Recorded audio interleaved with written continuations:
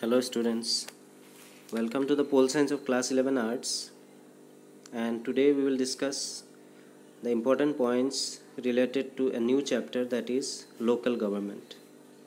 So as we all know that this local government is the smallest constituent units in a federal country like India, where power is shared between the central government, which is the highest authority, then comes the state government, and then comes its small constituent units, which may be local government in the form of municipality also, town committee also, and the village panchayat also. So let us proceed then.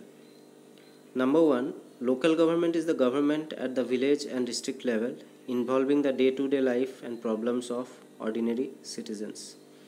So what does the local government does?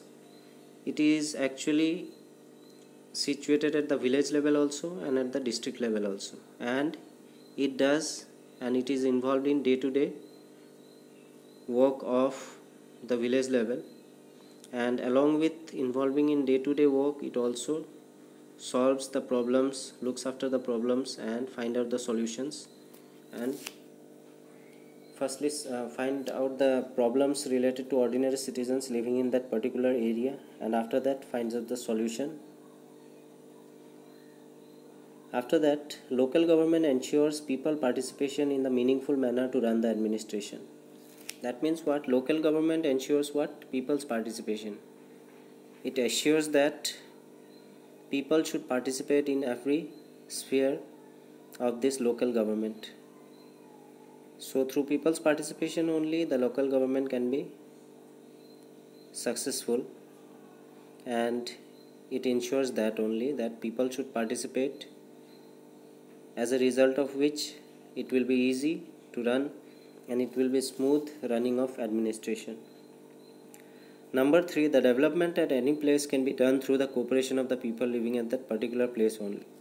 Suppose there is a local level government in a particular place, and the development at that particular place can be only done through the cooperation of the people. Suppose there are 50,000 population in a particular village that is under local government.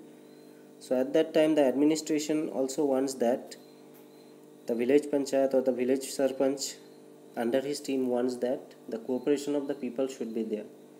And if the cooperation of people is there, what will happen? It will actually run, or it will actually result in the smooth functioning of the welfare of the village also, as well as the people living in that particular village also. After that, earlier the self-governing village communities existed in the form of sabhas, that is village assemblies, and later on it was converted into village panchayat, an assembly of 5 members. So earlier, before the 42nd amendment, this local level government did not existed, and that was being run according to the self-governing bodies. So earlier the self-governing village communities existed in the form of sabhas. Earlier it was known as, when village panchayat did not came, after the 42nd amendment only it was possible, but before that it was there, but in the form of sabhas, which was known as village assemblies. Some small meetings were held, and through that village assemblies or sabhas only all problems was communicated and solution was also given. But later on it was converted into village panchayat, an assembly of 5 members. Clear? So village panchayat, after earlier it existed of sabhas, but after that later on it was converted into village panchayat, which consisted of, composition was assembly of 5 members. That means under village panchayat 5 people will be appointed. Under the Government of India Act 1979, village panchayat were established in a number of provinces and continued after the Government of India Act 1935. So, talking about the history of the local government, it was first under the Government of India Act 1935 that village panchayats were established in a number of provinces. It was during the British time. If we talk about the British time, it was after the Government of India Act 1935. And after independence it was under the Government of India Act 1979, under which village panchayats were established in a number of provinces and continued after that. Clear? After that, during India's freedom movement, Mahatma Gandhi strongly pleaded for decentralization of economic and political power to ensure local involvement to be successful. So during when Gandhiji was alive and was fighting for the freedom of our country, he then strongly pleaded, he was in favor of decentralization of economic and political power. Decentralization means transfer of power from higher to lower authority. He wanted that at the village level, power should be given, so that decentralization of power should be there in terms of economy and politics also. That means in the political sphere also and in the economic sphere also, Mahatma Gandhi was in favor that decentralization of power should be there, and at the village level also this power should be transferred in the form of economy and politics, so that if this decentralization of power is given to the village level, that would be successful in making the village level, and it could work for the welfare and development of the people through economic and political sphere. Clear?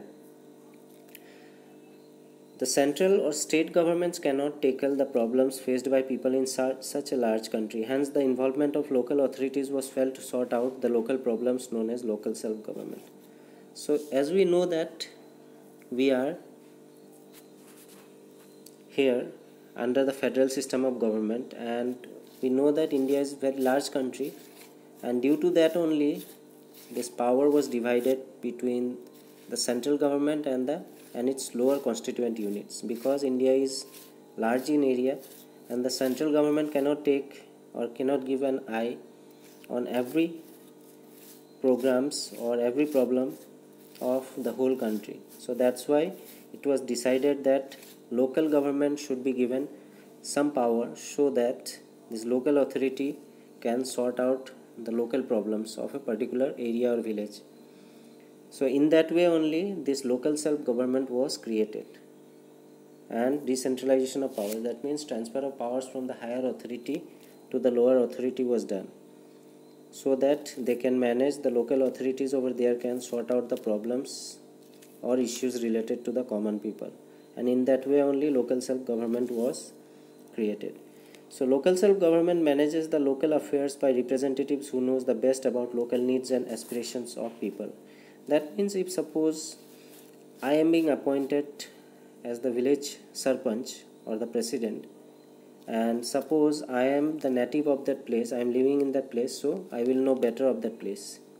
Whatever the problems are there, issues are there related to people, I would know that better than the outsider. So in that case, this local self-government manages the local affairs by the representatives. So that particular representatives who is more familiar to that place will be given the authority, and if he or she is given the authority, she will actually understand about the needs and aspirations of the people. What are the needs and aspirations, what are their wishes or the problems or issues which can be sorted out, that can be sorted, and that can be sorted only through that particular person who is the native of that village and who can be appointed.